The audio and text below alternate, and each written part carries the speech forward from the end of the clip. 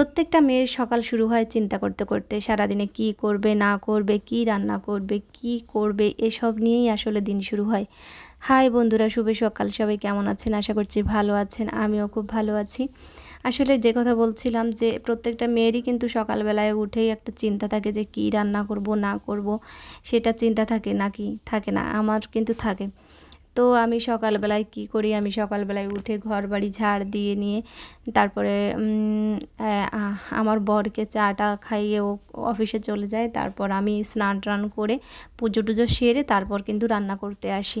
তো রান্না করতে আসার আগেই আমার চিন্তা থাকে যে কি রান্না করব না করব, সেটা নিয়েই ভাবতে থাকি আর কাজকর্ম করতে থাকি। তো আজকে কালকে আমি বাজারে গিয়েছিলাম, বাজার থেকে ডাঁটা শাক নিয়ে এসেছিলাম। তো ভাবলাম আজকে চিংড়ি মাছ আছে, তো চিংড়ি মাছ দিয়ে ডাঁটা চচ্চড়ি করে ফেলি। আর যে মাছগুলো এনেছিলাম সেই মাছের যে নাড়ি এবং তেল বের করে রেখেছিলাম সেগুলো দিয়ে একটু করলা ভাজি করে ফেলবো। তো দেখতেই পাচ্ছেন আমি এই কড়াইতে দিয়ে দিয়েছি রসুন। আগে রসুনটাকে একটু ভেজে নিয়েছি, তারপর তার ভিতরে চিংড়িগুলো দিয়ে দিয়েছি। আসলে এই চিংড়িগুলো না একটু কেমন একটা ধরনের, একটু অন্যরকম গন্ধ আছে। তো বেশি করে আমি চিংড়িটাকে ভেজে নিচ্ছি একটু। আর অন্য কড়াইতে আমি আমার সেই মাছের তেলগুলো তেল আর মেটেগুলো ভেজে নিয়ে তার ভিতরে দিয়ে দিলাম করলা। তো অন্য কড়াইতে করলা ভাজছি আর এই কড়াইতে ডাঁটা চচ্চড়ি করছি। তো ডাঁটা চচ্চড়ি করতে গেলে আসলে কি বলে, আগে থেকে ডাঁটাগুলো সিদ্ধ করে নিলে মনে হয় ভালো হয়, কিন্তু এই ডাঁটাগুলো না একদম কচি। তো রান্না করতে আমার তেমন একটা প্যারা লাগেনি।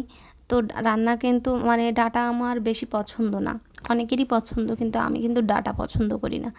তারপরেও আজকে রান্না করে খেলাম, বেশ ভালোই লাগলো। এই সিজনে এই প্রথম ডাঁটা চচ্চড়ি খেলাম। তো এরপরে মনে করছি যে প্রতিনিয়তই আনবো আর কি।